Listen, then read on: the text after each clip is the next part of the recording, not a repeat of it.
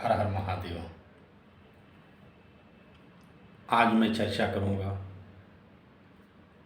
मंदिर में, किसी देवालय में अथवा किसी सार्वजनिक स्थान पे जो प्रतिमाओं की प्राण प्रतिष्ठा होती है, देवी देवताओं की मूर्तियों की प्राण प्रतिष्ठा होती है, उसके संदर्भ में मैं अपने अल्प ज्ञान के अनुसार कुछ चर्चा करूँगा।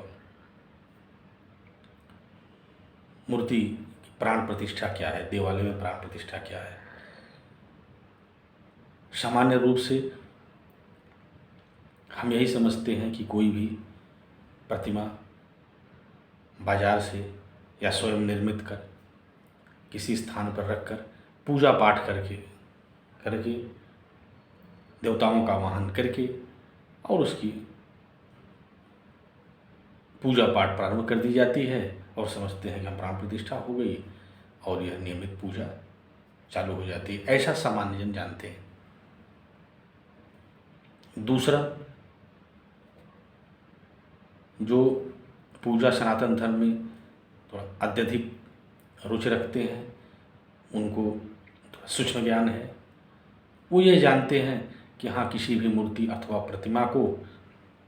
हम ला करके विधि विधान से, शास्त्रोक्त विधि से उसकी प्राण प्रतिष्ठा की जाती है। जो विधियां हैं और इसकी जो ज्ञाता हैं, जो पंडित जी लोग हैं, उनको बुलाते हैं और प्राण प्रतिष्ठा हो जाती है। उनका भी मानना विचारना सही है कि विधि यही है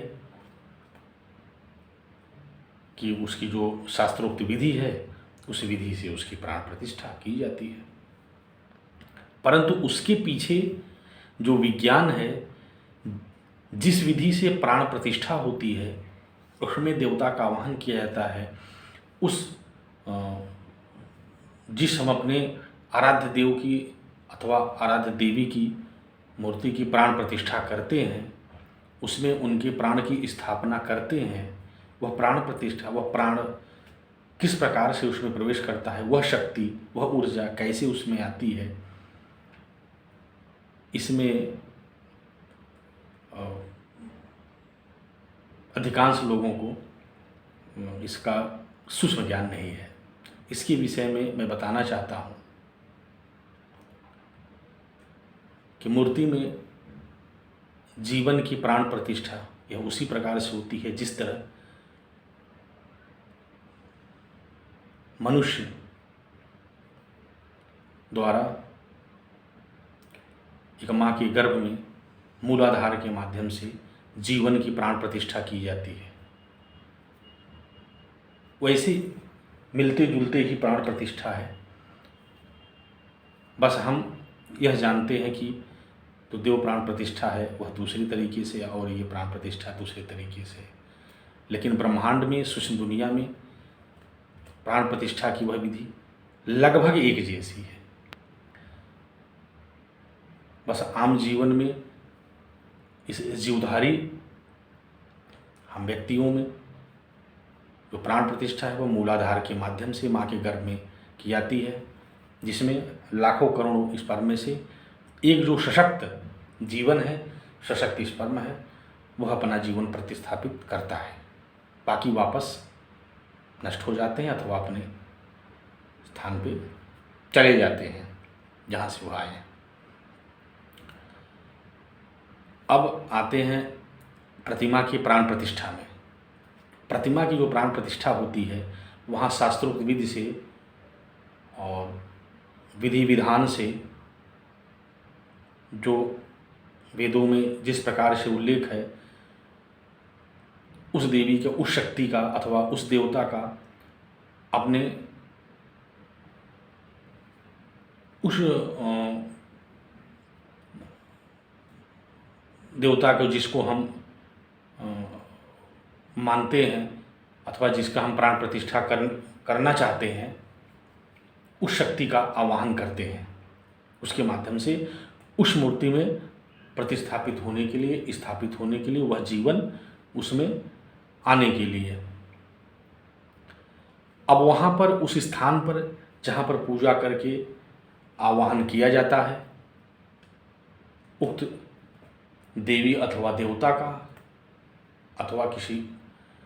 जिसको हम आम भाषा में भगवान कहते हैं, भगवान की मूर्ति। सामान्यतः हम लोग किसी भी देवी देवता या उसके मूर्ति को भगवान कहते हैं। भगवान का अर्थ अत्यंत गूढ़ है, वह विषय पर बाद में कभी चर्चा करेंगे। अभी केवल हम इस पर चर्चा करते हैं कि हम वहाँ पर अपने जिस भी देवी देवता को हम प्रतिस्थापित करना चाहते हैं उसकी मूर्ति प्रतिमा ला करके शास्त्रों की विधि से प्राण प्रतिष्ठा करते हैं, तो वहाँ पर कई शक्तियाँ वहाँ पर आती हैं। अब हमारे मन में यह धारणा है कि जैसे हम हनुमान जी की मूर्ति स्थापना करना चाहते हैं, हनुमान जी की पूजा करते हैं, हम उनकी मूर्ति स्थापना करना चाहते हैं, प्रतिमा हम शास्त्रों की विधि से आवाहन कर रहे हैं, तो उस मूर्ति में, उस प्रतिमा में बजरंगबली आकर के विराजमान हो जाएंगे। इसमें अत्यंत ही गूढ़ अर्थ है। महाबली हनुमान जो शंकर भगवान के 11वें रुद्र कालाग्नि के अवतार कहे गए हैं, वो तो सारे ब्रह्मांड में, सारी सृष्टि में व्याप्त है।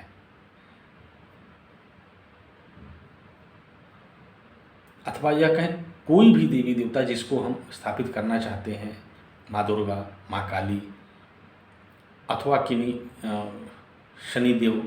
महाराज या सूर्यदेव, किसी भी देवी देवता जो हमारे धर्म ग्रंथ में उल्लेख है उसको स्थापित करना चाहते हैं, वो सारी सृष्टि में व्याप्त है। अब यदि हम उस मूर्ति में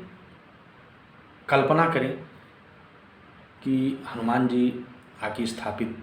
हो जाएंगे, तो वह अन्य स्थान पर नहीं रहेंगे। यदि वो यहाँ मूर्ति में यदि उनको बांध दिया जाए इस स्थान पे, एक विशेष स्थान पर, तो फिर दूसरे प्रांत में जहाँ और मूर्ति वहाँ पे हनुमान जी नहीं मिलेंगे, या दूसरी जगह फिर जो है यदि वही मूर्ति स्थापना करना चाहेगा तो फिर हनुमान जी कैसे मिलेंगे,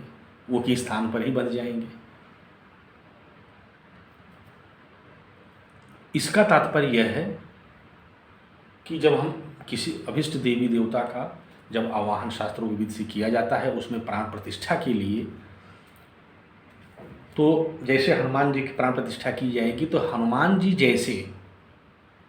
जिसने जीवन जिया हो, बहुत से ऋषि, बहुत से देवता, बहुत से तपस्वी गण हैं जो उन्होंने वैसा जीवन जिया है और वो जीवन मृत्यु से परे हैं, इससे मुक्ति हो चुकी है और वह नारायण के श्री चरणों में अथवा महादेव के दरबार में मौजूद हैं, जिनको सृष्टि में अच्छे कार्य के लिए उन्हें ईश्वर द्वारा निर्धारित किया जाता है। तो ऐसे लोग वहाँ पर आते हैं और आकर के वह स्वीकार करते हैं ब्रह्म के निर्देश से, जिसे हम भगवान कहते हैं, भगवान के निर्देश से वहाँ पर वो अपनी जिम्मेदारी स्वीकार करते हैं। हनुमान जी जैसा जिसने जीवन जिया हो, माँ दुर्गा जैसा जिसने जीवन जिया हो, ऐसी शक्ति, ऐसी जो है शक्ति वहाँ पे आती है और विराजमान होती है और स्वीकार करती है कि जो यहाँ पर अभिष्ट देव या देवी जिनका हम स्थापित करना चाहते हैं, उनका जो पूजन अर्चना वाहन करेगा, जो जो मनोवांछित जो उनके मन में फल होगा वह मैं उनको दूंगा, उनकी मदद करूंगा,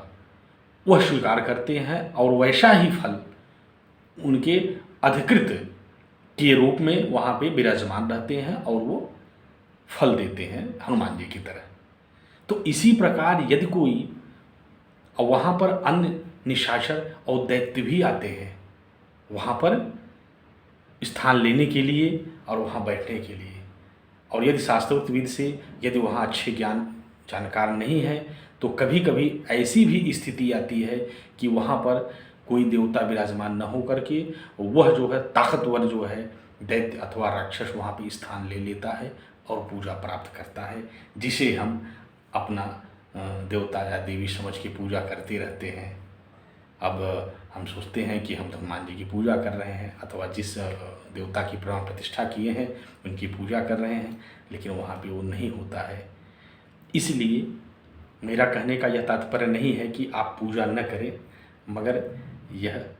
आत्मज्ञान आपको होना चाहिए कि हम किसकी पूजा कर रहे हैं। हर हर महादेव।